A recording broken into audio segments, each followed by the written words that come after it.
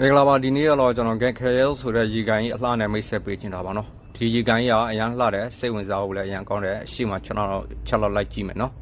ရှယ်ပဲအကိုလှတဲ့နေရာလေးပါဒီမှာဟိုဘက်ချမ်းမှာ coffee ဆိုင်ရှိတယ်ဟိုးရှိမှာပေါ့နော်ဟိုးရှိမှာ coffee ဆိုင်ဟိုဘက်လမ်းနေဝင်ရတယ် coffee ဆိုင်ကျတော့ဟိုတောင်တန်းရဲ့လှနေတော့တကယ်ကိုမိုက်တယ်ပေါ့နော်ဒီမှာကြည့်ပါမိုင်းဒါချုံပူလေးခံရောက်ပါတော့ဓာတ်ပုံလိုက်ရိုက်မယ်ဆိုတော့ရှက်ဟိုဘက်ချမ်းလေးမှာတော့လူတွေရှောက်နေပြီဟိုးလူတွေသွားနေတာနော်ကျွန်တော်အခုအဲ့ဒီဘက်ချမ်းသွားမှာပေါ့နော်ဒီမှာဓာတ်ပုံလိုက်ရိုက်ရှက်ဒီနေရာသူဓာတ်ပုံရိုက်ဖို့လုပ်ပြီးတာလည်းနေရဒီဘက်ချမ်းရောက်လာပါပြီဒီဇိုင်းဘယ်လိုလဲချင်းလေးဟိုဘက်ချမ်းနေထားတဲ့ဒီဘက်ချမ်းနေထားဟိုးဒီကနေဆိုလုံးစုံလောကကော်ဖီဆိုင်လုံးစုံမြင်ရပါပြီပေါ့နော်အမှန်ကိုင်းဟိုးဝေးပါ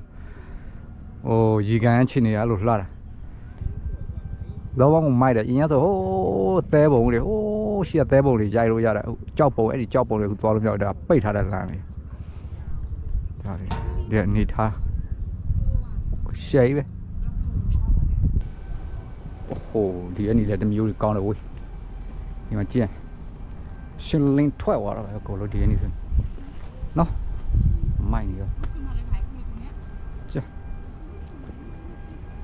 ဟိုးဘလောက်ဒီလောက်လဲဆိုတော့ဒါပဲခံစားလိုက်ပေါ့ဒီမြင်ကွင်းပဲခံစားလိုက်ရှေး